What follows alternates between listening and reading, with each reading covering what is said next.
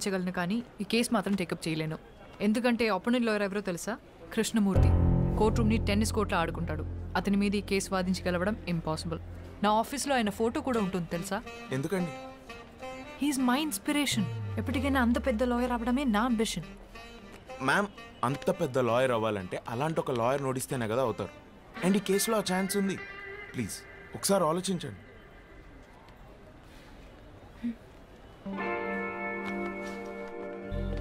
Copyright case OS number 234 of 2021. Complainant SR Publishers accused on Vasudev Ganta. Yes, proceed. Your Honor, na client SR Publishers దేశంలో కల్లా ఒక leading publishing house. 50 సంవత్సరాలుగా దేశ సాహిత్య సంపదకు ఎంతో కాంట్రిబ్యూట్ చేశాడు. యువర్ ఆనర్, నా coming to the point, the issue here is Vasudev అనబడే ఇతను నా క్లయింట్ ఇంటెలెక్చువల్ ప్రాపర్టీ అయిన Astitva, which is the best sold novel, దాన్ని కాపీ కొట్టి స్క్రిప్ట్గా మార్చి ఒక సినిమా తీశాడు. That is not all your honour. ఇంకో 2 పుస్తకాలను కూడా కాపీ కొట్టి అలాగే స్క్రిప్ట్గా మార్చి బాలీవుడ్లో ఒక ప్రొడక్షన్ హౌస్ కూడా అమ్మేశాడు మిస్టర్ వాసుదేవ్. ఈ కథలు రాసింది మరెవరో కాదు, 1970లో తన రచనలతో ఈ దేశాన్ని ప్రభుత్వాన్ని కదిలించిన Bengal Telugu legendary writer Shyam Singharoy. Originals తాలూకు కాపీస్ మరియు వాసు కాపీ కొట్టిన స్క్రిప్ట్ నేను కోర్టుకి సబ్మిట్ చేస్తున్నాను. Please.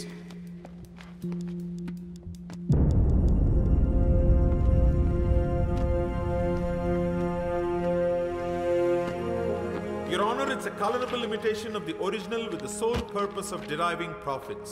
It's a direct infringement of 3 novels which are copyright properties of my client SR Publishers.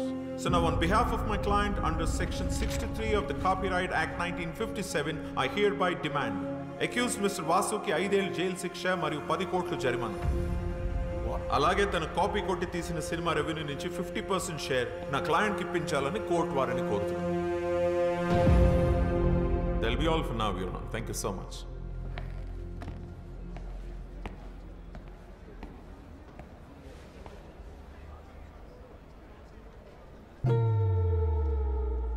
Defence దీనికి మీరేమంటారు? ఇప్పటికైనా ఒప్పేసుకో. ఇంపాసిబుల్. యువర్ ఆనర్, ఇది ఒక ఫాల్స్ అక్యూజేషన్. నా క్లయింట్ ఈ అక్యూజేషన్ ఒప్పుకోవట్లేదు. We plead not guilty. My client is innocent until proven guilty. 2 కాపీస్ని కోర్టు వారు వెరిఫై చేయడం జరిగింది. 98% సేమ్గా ఉంది. కాపీ కొట్టకుండా ఎగ్జాక్ట్గా ఎలా రాస్తాడు? I don't believe it's a coincidence. తను తప్పు చేసాడు అనడానికి కోర్టుకి ప్రైమా ఫేసి ఎవిడెన్స్ సరిపోతుంది. Then how do you defend and prove your innocence? Sir, అవి సేమ్ ఎందుకునే నాకు తెలియదు. నాకు తెలిసింది ఒకటే, నేనే పుస్తకాలు చదివి నా కథలు రాసుకోలేదు. నా కథలు నా సొంతం. నేను అబద్ధం చెప్పట్లేదు. కావాలంటే లై డిటెక్షన్ టెస్ట్కి నేను ready. What? No no no no, ఇదేం సినిమా కాదు. నువ్వు అడగానే లై డిటెక్షన్ టెస్ట్కి ఇచ్చుకోవడానికి. యువర్ ఆనర్, పోనీ ఆ పనే చేద్దాం, అందరికీ టైం సేవ్ అవుతుంది. Let's go ahead with the లై detection test. Defence? That is the request from the defense, sir. Okay. Section 45 selection of evidence కింద ఫోరెన్సిక్ డిపార్ట్మెంట్ వారిని మిస్టర్ వాసుదేవ్ మీద లై డిటెక్షన్ టెస్ట్ చేయడానికి అనుమతిస్తుంది.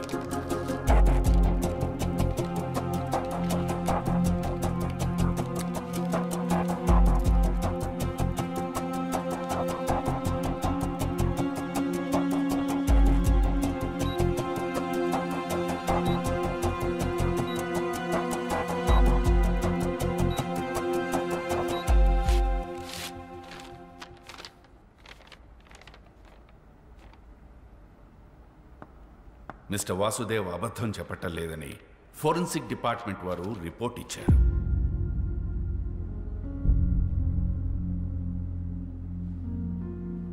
యువర్ ఆనర్, లై డిటెక్షన్ టెస్ట్ ని కొరాబరేటివ్ ఎవిడెన్స్ గా తప్ప కంప్లీట్ ఎవిడెన్స్ గా తీసుకోలేము.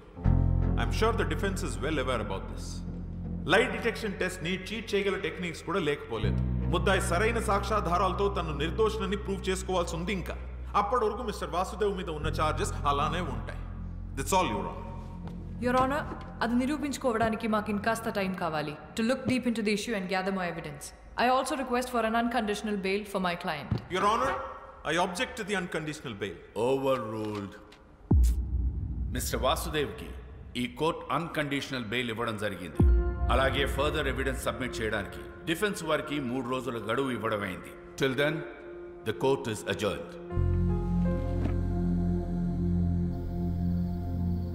నేనైతే కాపీ కొట్టాడనే నమ్ముతున్నాను. ఇవాళ రేపు యంగ్ ఫిల్మ్ మేకర్స్ అందరికీ ఇన్స్పిరేషన్ అనే పేరుతో వేరే వాళ్ళ కథలు తోపేయడం అలవాటైంది. ఇలాంటి వాళ్ళకి అనవసరంగా పేలించి ఎంకరేజ్.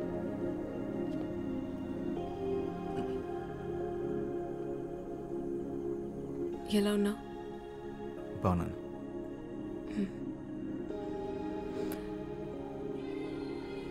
ఆ షర్ట్ నీకు బాగుంది. నీ షర్ట్ వేసుకోగానే అరెస్ట్ చేశారు.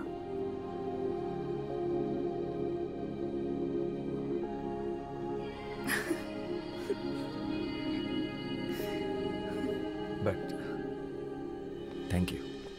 హలో, నీకు బెయిల్ ఇప్పించింది నేను. నాకు చెప్పు థ్యాంక్స్.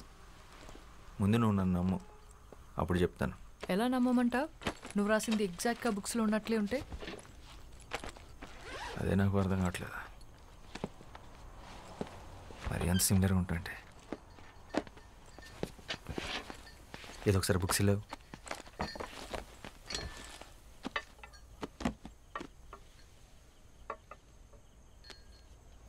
శ్యామ్ సింగ్ రాయ్.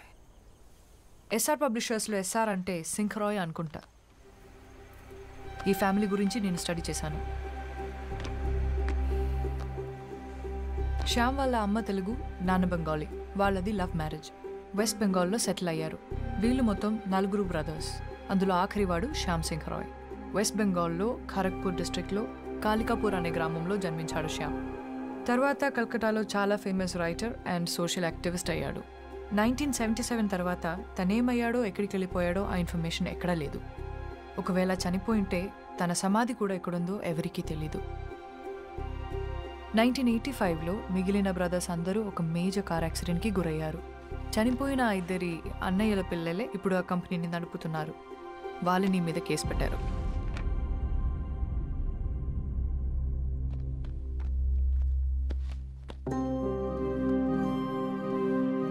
శ్యామ్కి సంబంధించి ఈ బుక్స్ మీద పెయింటింగ్స్ తప్ప ఫొటోస్ ఏమీ లేవు.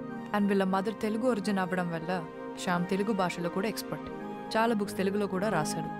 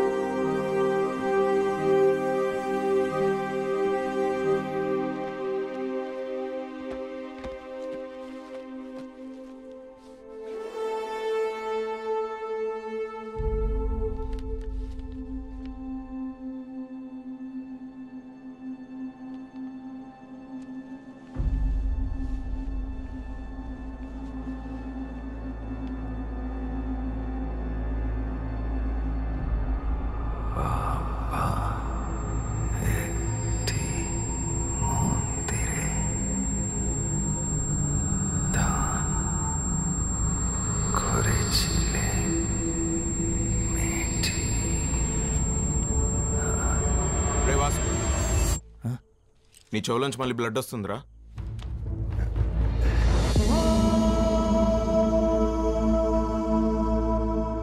ఆ బ్లడ్ ఏంటి? వీడు అప్పుడప్పుడు ఇలా జోన్ అవుట్ అవుతున్నాడు. అది జరిగినప్పుడు వాడికి ఏం గుర్తుండట్లేదు. అలా జరిగినప్పుడే ఇలా బ్లడ్ వస్తుంది. అదేంటి? ఎన్నిసార్లు ఇలా జరిగింది? చాలాసార్లు జరిగింది. మనం గొడవపడిన రోజు కూడా వచ్చింది.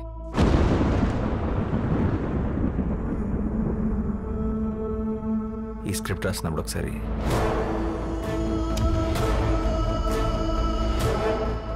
షూట్ అప్పుడు ఒకసారి